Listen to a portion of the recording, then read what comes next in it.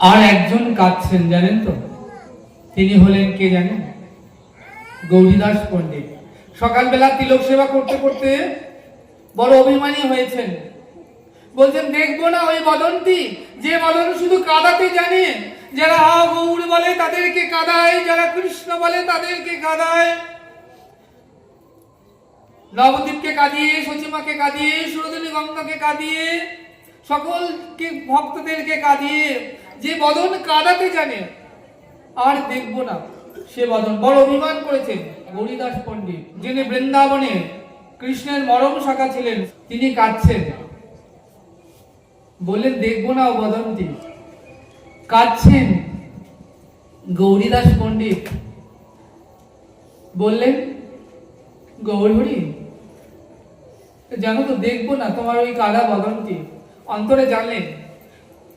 গৌরীদাস পণ্ডিত কিন্তু জাননি গৌর সুন্দরকে দেখতে। দেখুন, গৌর আর নিত্যানন্দ দুজনে মিলে আসছেন কোথায়? গৌরীদাস পণ্ডিতের গৃহে আসছেন। হরিনাম সংকীর্তন করতে করতে, আকাশ বাতাস মাতোয়ারা করতে করতে আসছেন। সংকীর্তনে ধ্বনিত হচ্ছে আকাশ বাতাস। গৌর সুন্দর নিত্যানন্দকে নিয়ে, পেছনে অগণিত ভক্ত মন্ডলীকে নিয়ে আসছেন কোথায়? গৌরীদাস পণ্ডিতের ঘিরে।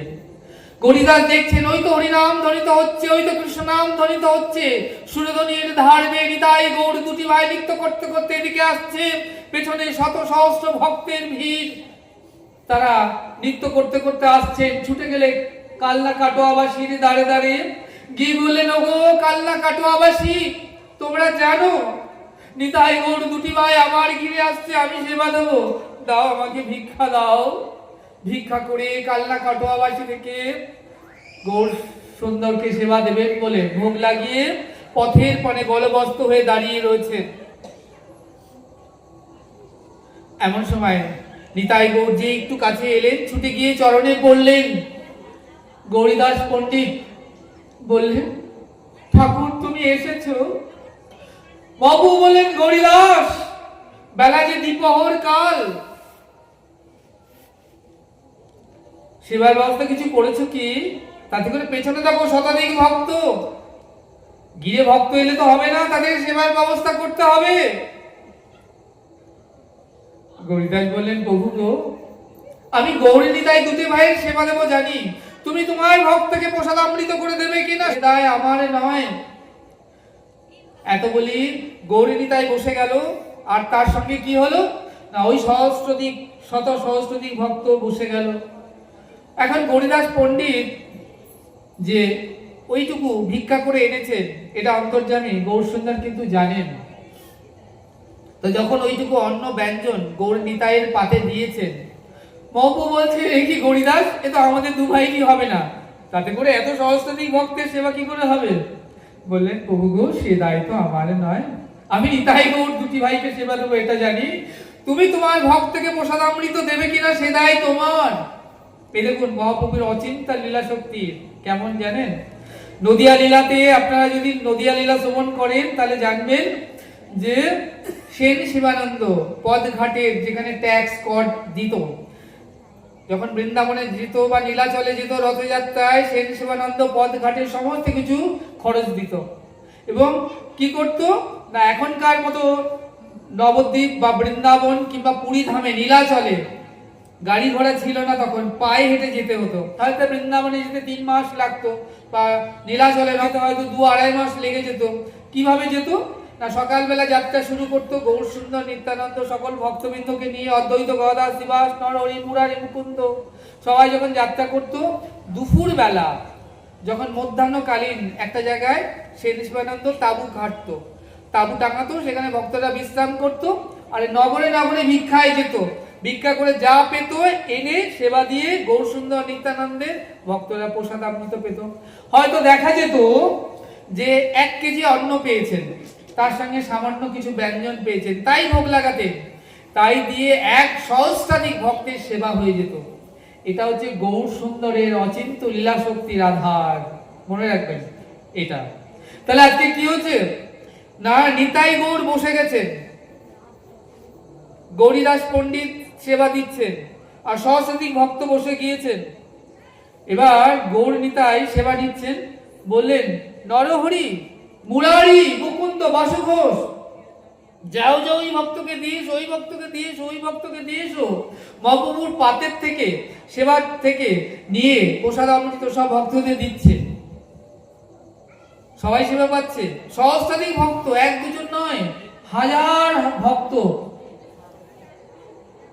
একই মহাপ্রভুর ভোজন বিলাস দেখে আনন্দে নৃত্য করে গৌরীদাস। গৌরীদাসের আনন্দ ধরে না, এমন ভাবে সেবা চলছে 10টা দিন। গৌরীদাসের ঘরে আজ নিতাই গৌর রয়েছেন। মহাপ্রভু এবার বলেন, গৌরীদাস এবার আজ্ঞা করো, আমরা নবদ্বীপে চলে যাই। গৌরীদাস বলছেন, প্রভু তুমি চলে যাবে? নিত্যানন্দ চলে যাবে? শিরে যদি বজ্রাগত হয়, পুত্র যদি মারা যায়, সে বিরহ সহন যায়, কিন্তু তুমি চলে যাবে, এই বিরহ কবু সহন নাহি যায়। শিরে যদি বজ্রাগত হয়, পুত্র যদি মারা যায়, সে বিরহ সহন যায়, কিন্তু নিতাই গৌর তোমরা চলে যাবে, আমি কি নিয়ে থাকবো? আমি যেতে দেব না। মহাপ্রভু বলেন, বেশ, নিতাই গৌরের দুটি মূর্তি তৈরি করে নিয়ে আসো। এই প্রথম গৌর নিতাইয়ের কাঁঠাল কাঠের মূর্তি তৈরি হলো। এখন একটা প্রভু নিতাই, একটা প্রভু গৌর, খুব ধ্যান দেবেন। একটা বিগ্রহ তৈরি করে আনা হয়েছে, নিতাই একটা গৌর। তো মহাপ্রভু বললেন গৌরীদাসকে, গৌরীদাস এই যে গৌরী নিতাই দুটো বিগ্রহ এই গিরের মাঝখানে প্রতিষ্ঠা করো, তুমি গৌর নিতাই সেবা করো। এবার আমরা তাহলে নবদ্বীপে যাই। গৌরীদাস তাকিয়ে দেখছেন বিগ্রহের দিকে, বলে, না বাবু, আমি ওই বিগ্রহের সেবা করব না। বলেন, কেন রে, কেন কেন সেবা করবি না? বলেন, ওই বিগ্রহ চোখের পলক পড়ে না, ওই বিগ্রহ হরি বলে বলে না, দুবাহু তুলে নৃত্য করে না, আমি ওই বিগ্রহ সেবা করব না। এত বলি নিতাই গৌর হাসি হাসি গিরো মাঝে দাঁড়ায় গেল। আর গিরো হতে দুই নিতাই, দুই গৌর বিগ্রহ নাচিতে নাচিতে গিরো হইতে বাহির হয়ে গেল। এই দেখুন, দুই নিতাই দুই গৌর, মানে দুটো বিগ্রহ আর প্রভু নিতাই প্রভু গৌর, চারজনে একসঙ্গে নৃত্য করছে কিন্তু এবার ঘরের মাঝখানে। তাহলে প্রভু নিতাই আর প্রভু গৌর দাঁড়িয়ে গেল গৌরীদাসের গিরে, আর গিরো হতে দুই বিগ্রহ নিতাই গৌর নাচিতে নাচিতে গিরো হতে বাহির হয়ে গেল। যখন চলে যাচ্ছে, গৌরীদাস মনে মনে চিন্তা করছেন, তাই তো, আমি ঠকলাম না তো? ভালো করে দেখছেন, দেখছেন নিতাই গৌরের চোখের পলক পড়ে না, হরি বলেও বলে না, দুবাহু তুলে নৃত্য করে না। আবার ছুটছেন গৌরীদাস, প্রভু গো প্রভু, দাঁড়িয়ে যাও প্রভু। বললেন, কেন রে, কেন, আবার কি হলো? বললেন, না, আমি ওই বিগ্রহ সেবা করবো না, ওই বিগ্রহ চোখের পলক পড়ে না, হরি বলে বলে না, বাহু তুলে নৃত্য করে না। এত বলি হাসি হাসি নিতাই গৌর ঘরের মাঝখানে আবার এসে দাঁড়িয়ে গেল। আর ঘরের মাঝখানে থেকে এক নিতাই এক গৌর বাহির হয়ে চলে গেল।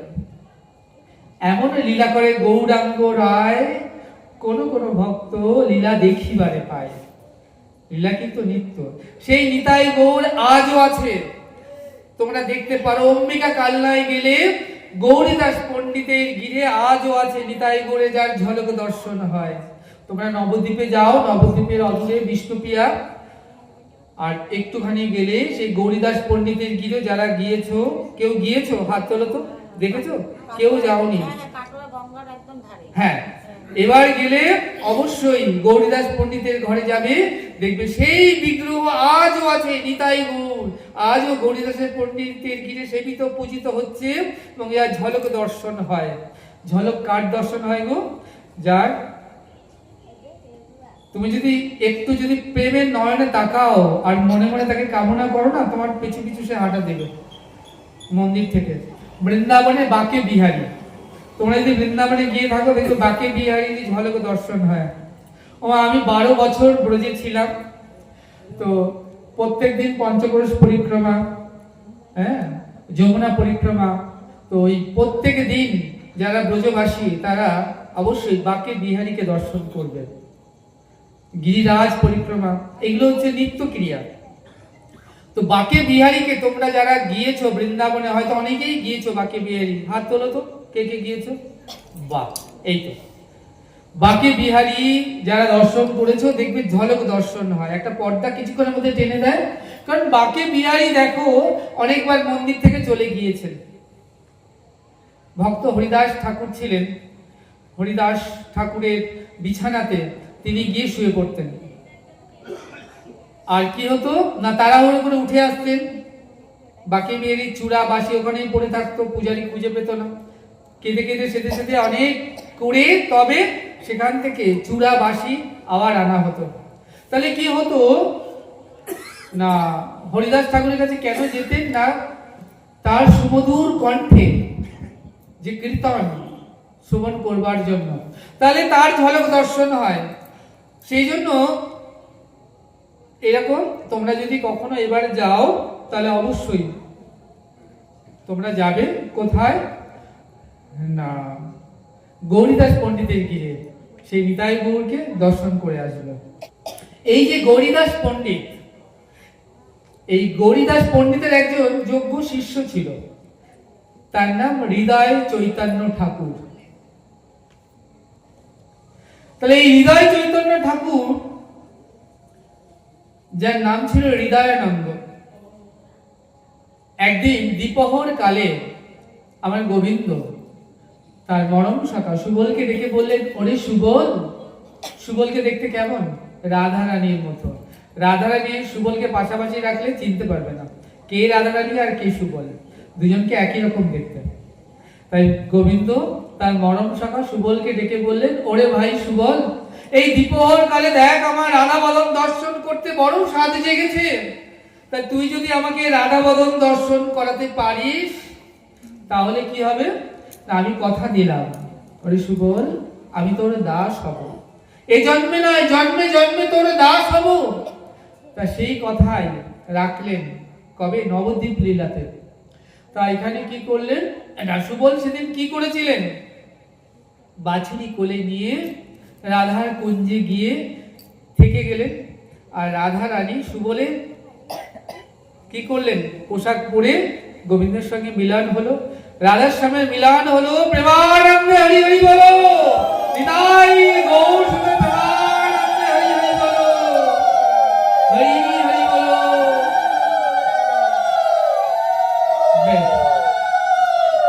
ভাগবত কথায় মাঝে মাঝে জয় ধ্বনি দিতে হয়, তাহলে আনন্দ হয়। এই ধ্বনি যায় সেই ধ্বনির কাছে, আমরা অনেকক্ষণ শ্রবণ করছি, জয় ধ্বনি দেওয়া হচ্ছে না।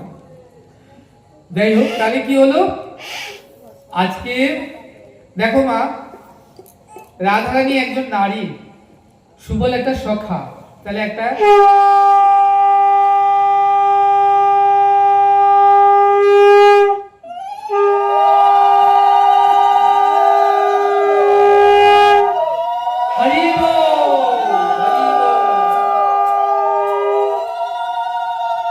বেশ, তাহলে একই কুঞ্জের মধ্যে একটা ঘরের মধ্যে রাধারানী তার পোশাক খুলে দিয়ে দিয়েছে সুবলকে, আর সুবল তার পোশাক দিয়ে দিয়েছে রাধারানীকে। ভেবে দেখো, তাহলে বৃন্দাবনে যারা থাকে তাদের কেমন আত্মসুখ নেই গোপী কৃষ্ণ সুখ বিনে, তাদের কাম কামনা লোভ লালসা বিষয় বাসনা দেহ সুখ কি দেহকেও সুখ নেই।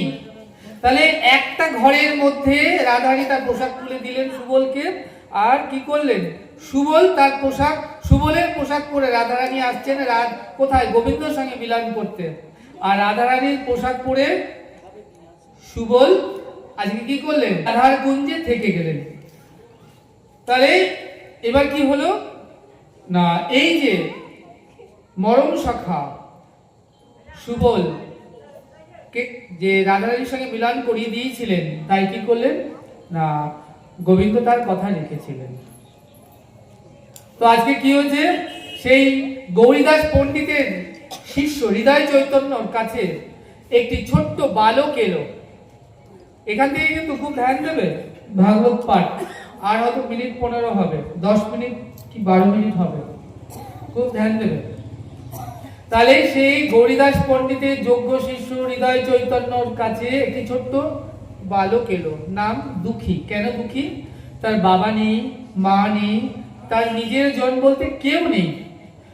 এসে হৃদয় চৈতন্য ঠাকুরকে বললেন, গুরুদেব যে আমার বড় দুঃখ। বলছে কেন রে কেন? বলছে আমার নাম দুঃখী, আমার বাবা নেই, মা নেই, জগতে আমার কেউ নেই, তো আপনাকে আমি বড় নিজের জন মনে করে আপনার চরণে এসে পড়েছি, আপনি আপনার চরণে আমাকে স্থান দিন, আমাকে দীক্ষা দিন। গুরুদেব বললেন দীক্ষা দিলে তো সেবা করতে হবে, তা তুই কি সেবা করতে পারবি? বললেন কেন পারবো না, গুরু কৃপা হি কেবলম, আপনার কৃপা হলে আমি সব পারবো। একটা নির্দিষ্ট শুভ দিনক্ষণ দেখে হৃদয় চৈতন্য ঠাকুর সেই ছোট্ট দুঃখীকে দীক্ষা দিলেন, নাম হলো কৃষ্ণদাস। তাহলে নাম ছিল দুঃখী, নাম হলো কি? দুঃখী কৃষ্ণদাস।